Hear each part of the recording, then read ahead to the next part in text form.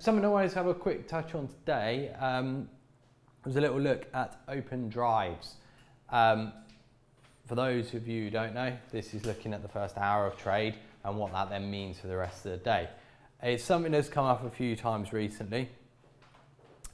And what I wanted to have a look at is the importance of assessing what the first hour's trade does in terms of telling you what the day is likely to be like for the rest of the day, in terms of giving you trade opportunities, in terms of giving you structure and conviction in what you're doing for the rest of the day. So, what's an open drive initial balance? The initial balance is your first hour of trade. And an open drive, what you're looking for is the market opens, let's say here, and drives in one direction. So by the end of the initial balance, the high of the day has potentially been formed. That the open is still the high of the day. Maybe you will have traded back up a little bit.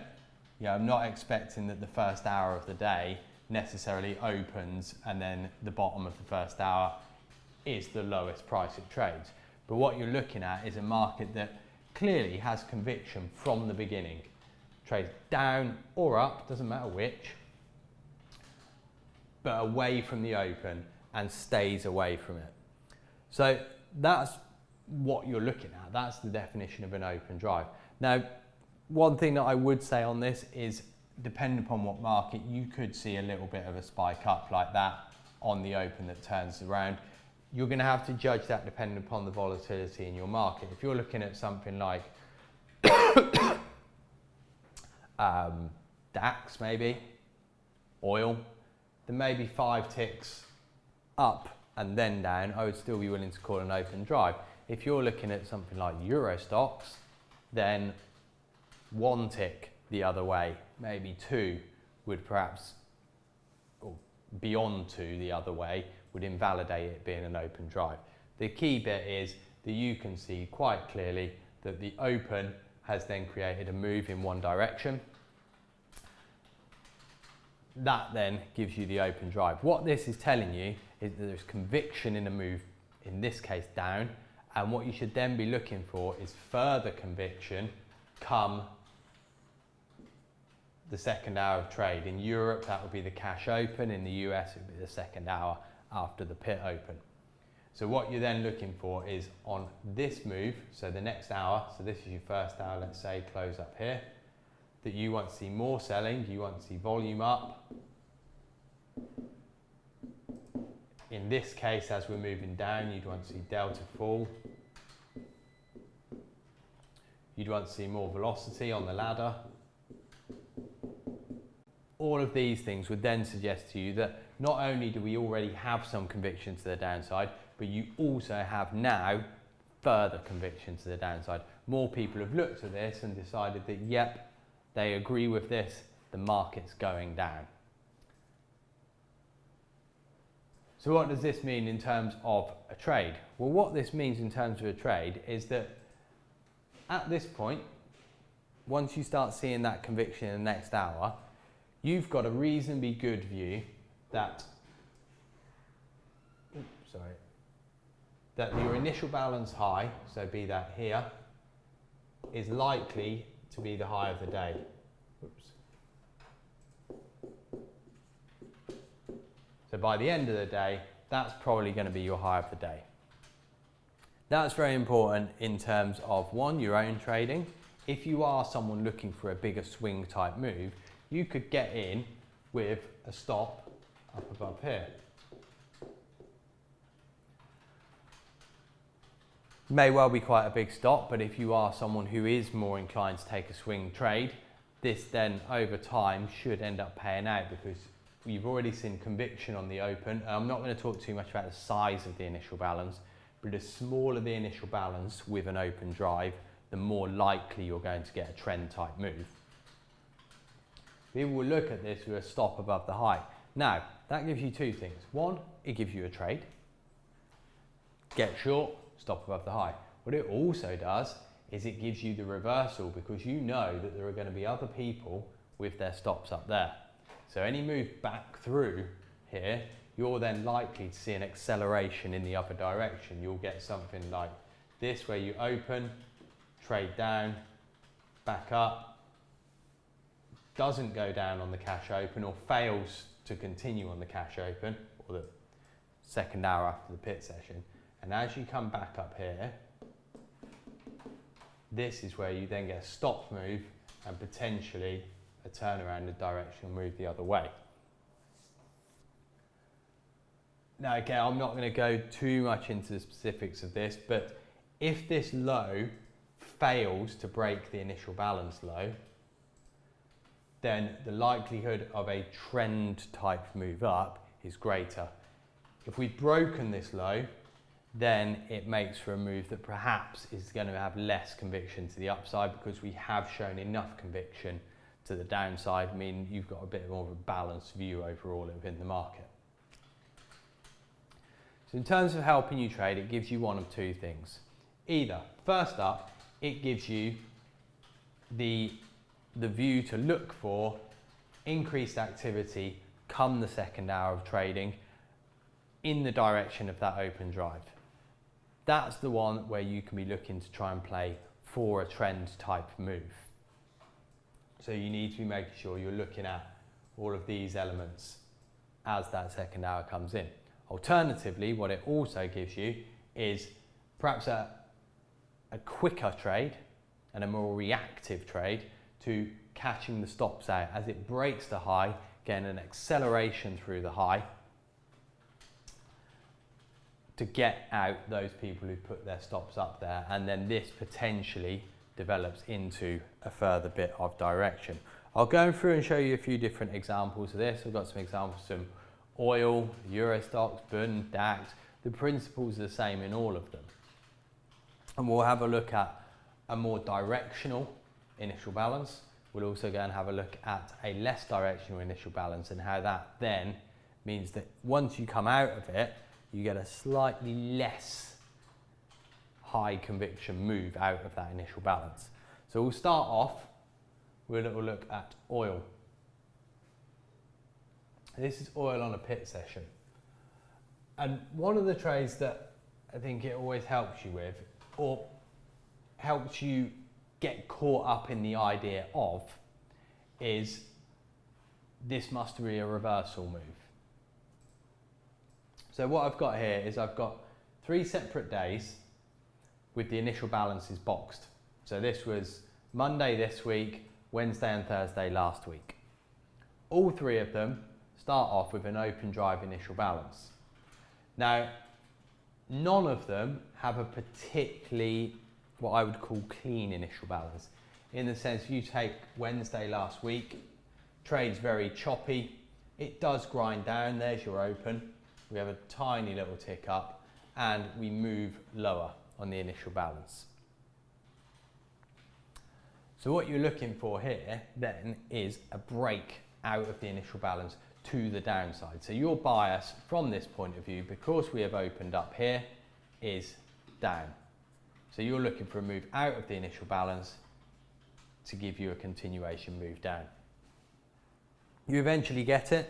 This comes 2 hours after the open, so the first hour after the open trades all the way up here. This is perhaps diminishing your conviction on the day, because having seen this conviction early on, we should then see further selling. We're not seeing it straight away, so that diminishes your conviction. Nonetheless, your view with this open drive is that this is still going to be the high and we don't get through it. So from that point of view, your bias to the downside remains, which then means that you should still be alive to the idea of a trade through the initial balance to the downside and a potential continuation. We do eventually turn back, and so the one thing I would say on this is, just because you get the break, you then do have to monitor for whether you are seeing a continuation type move. This one, you get the breakout, whoops, we then fall into a sideways channel and break to the upside. That's where, if you are playing this as a continuation, you can end up being stopped out on it. Next up, Bit more conviction on this one, and this gives you a much wider initial balance. We start to turn it round coming into the close of the initial balance, but nonetheless, once again, you should be viewing this. There's a little spike up as your high of the day. You've also got the open, which will often act as resistance on an initial balance as well. And this is a good example, a little bit like the one that we saw on Monday as well, of not changing your view until you get back through that initial balance high. So what we got here is another open drive down. We start to reverse back up, and come the second hour of pit trade, we do start moving higher, but we don't get through the open. That's the real crucial bit. No move through the open, no move through the initial balance. Your bias can remain to the downside. This turns into a very muted day, but it is on the back of around about 120 tick initial balance, which is quite big. Large initial balances generally don't create big range days. Again, same thing that we got on Monday. We opened above the key level at 55.33. Oops. 55.33s. Trades up, and this is looking pretty good early on. We then get a move back down, and once again, we've got an open drive initial balance to the upside. Your bias remains up, even on the back of a pullback. And yes, we don't get a spectacular day up, but it just helps you not get too into the mindset of we are going down. You need to see this area broken. If you played a scalp short, let's say through those lows, you're looking for this move down, absolutely fine. But what it's helping you do is not get your mind set on a short from here thinking, yes, we're going to go back and fill the gap in. So it's just helping you structure your ideas a little bit more and give you a little bit more basis to manage your expectations. Right, what we're going to go and have a look at here is an open drive failure. And this was one in the Bund that we saw on Monday before we got a very, very quick sort of reversal, unravel of trade. And this was on the back of a couple of different things, on the back of the fact that for the first time we'd not seen an afternoon reversal start an up move the following day, which had been the case that we'd seen since sort of ECB. That when you got a drop, the afternoon move back up that took back most of that drop, then started off a continuation the next day. Didn't get that. So what are we looking at here? Here's your open, there's your low, so that's around about 3 ticks, 3 or 4 ticks on the Bund, and we drive up, we close right towards the top. So this is a pretty strong looking initial balance.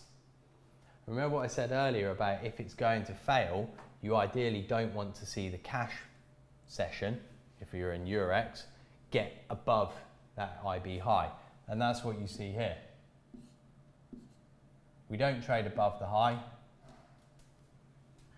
and then we start to tip back down.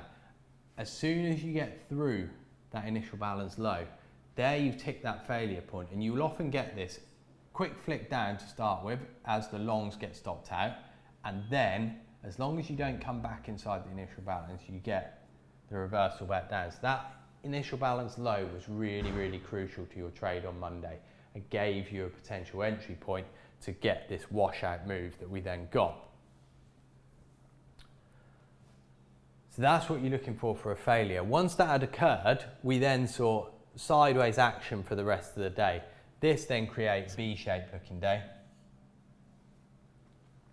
indicating to you that this move here was a catching out of the longs, essentially everyone who bought the market back up in the afternoon on the prior day, and then having bought it back up in the afternoon, did not get that conviction buying that had been the case in the previous weeks. So context does help. Context is a big player in these things in terms of even if you get that failure, how far is it likely to go? But the entry point and your access point to this trade was all about the failure to get out of the initial balance, or sorry, the failure to keep going up. So when that open drive fails, trades back through the open, that's where you get the conviction to the downside.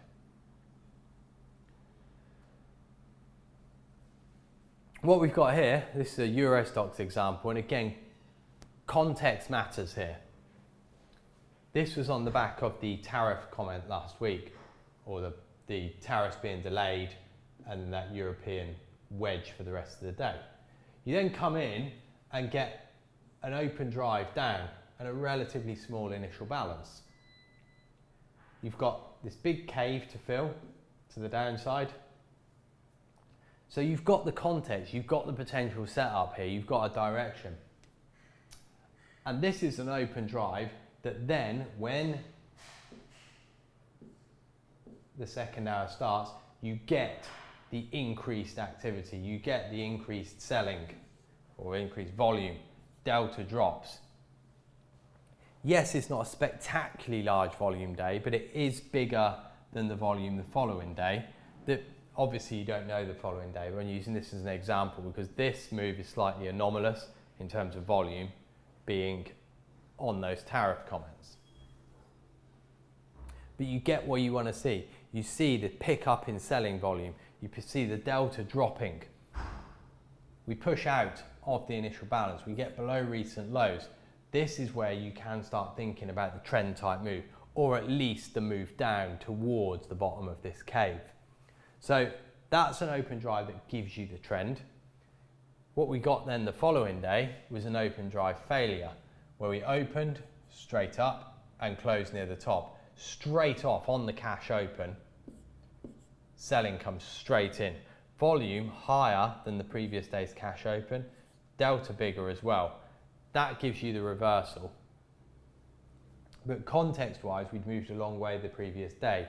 You'd also got a wider initial balance here as well. So your expectation of a larger move is lower. And it's exactly what you get. We get out of the initial balance just here, and we pretty much stay out apart from one spike back in, and then the move once again starts. So there's your open drive failure. A harder one to take because it will have given you the trade through the IB low that then comes back in. But once it's failed, you can maintain that view that the market has tilted to the downside. And so a further break of this low then gives you the next leg towards the downside. What we'll do, just go and have a little look at the anatomy of this. And this happened on the 16th of August, around about 8:25 to 8:35. And that, what I'm talking about there is this move up here is the bit I'm looking at. So this was one in the DAX, and what I've got here is a 1 minute chart. What we got, open, drive lower, trades back up, and this is still inside the initial balance, and then trades down to close at the low.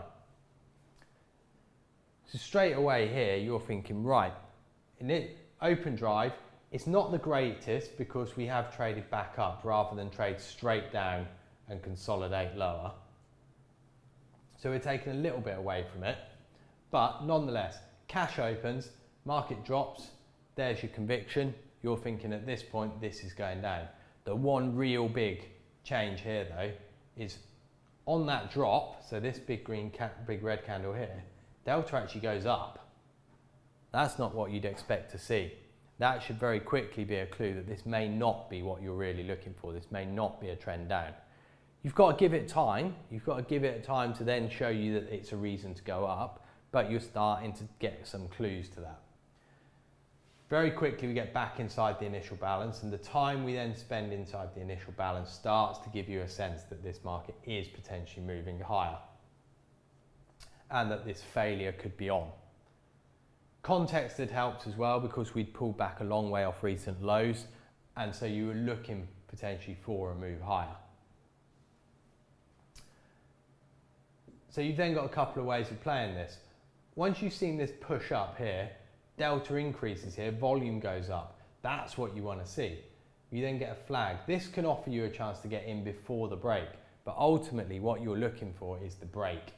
As the initial balance breaks, you then get this wedge or 1 minute flag. That then gives you the next leg up. So you get this sort of snap through the initial balance, which catches the first stops, and then you get this grind onwards, or this attempt or possible continuation trade. And the really key bit here is that we don't drop back inside the initial balance. Once it's failed, it gives you that entry to play that trade straight away without dipping back in. So it can give you quite a tight stop. Keep your eyes out for these initial balances. What does the market do in the first hour of trade? If you're trading Europe, you're looking at 7 till 8 UK time. If you're trading the US, then you go for the first hour of the pit, whichever market you're trading. So if you're in S&Ps, and this is all UK time.